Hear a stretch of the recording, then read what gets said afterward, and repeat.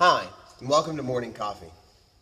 There's been a lot of anxiety and conversation in the church recently about change.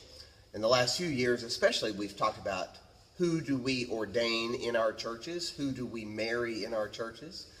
But if you remember, before that it was how do we do worship, and the whole influx of contemporary worship services was the conversation that was stirring up people's anxiety.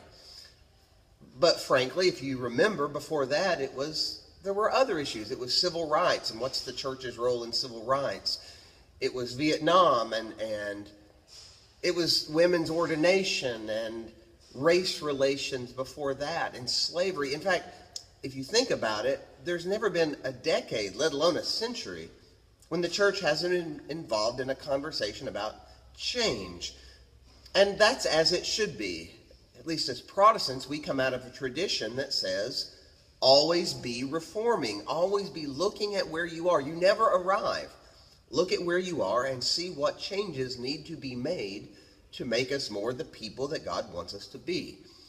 And in that line of thought, I want to make sure you understand that there are some significant conversations going on in the church around the world about how to do missions.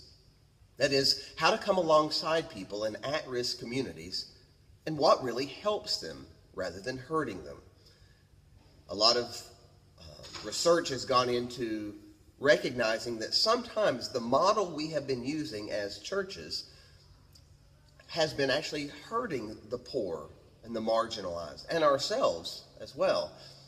That model is to see where people have a lack of something, a lack of resources, money, and then to take up a collection and provide that money, or maybe to go on a mission trip where we enter a community and we do work for them and then we exit the community.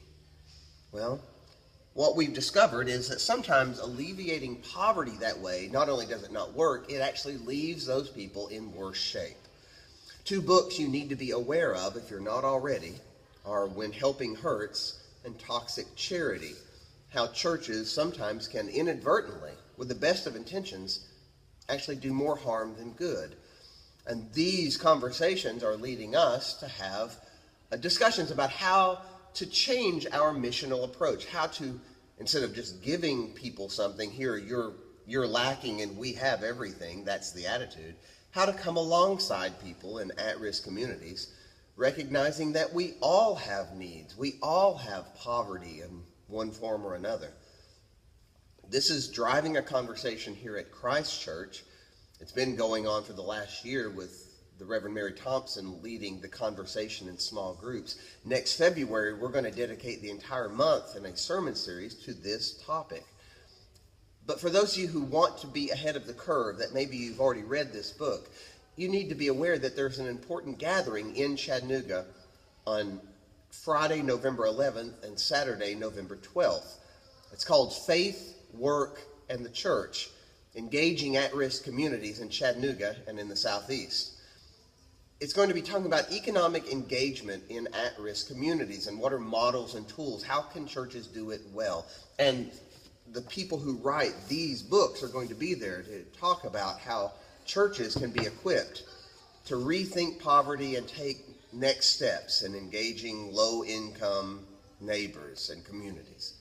I really want to encourage you to consider reading these books or attending this gathering. We'll have some information on our church's Facebook page that will link to this.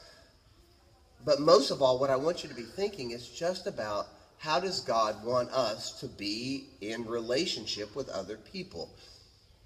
We're to love people, to seek what is best for them. And so we constantly need to be evaluating how are we doing things, and are we accomplishing what we hope to accomplish?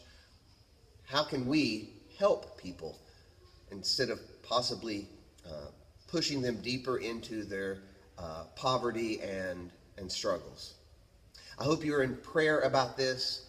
I look forward to us as a congregation having this conversation more and more. And I hope you have a great day.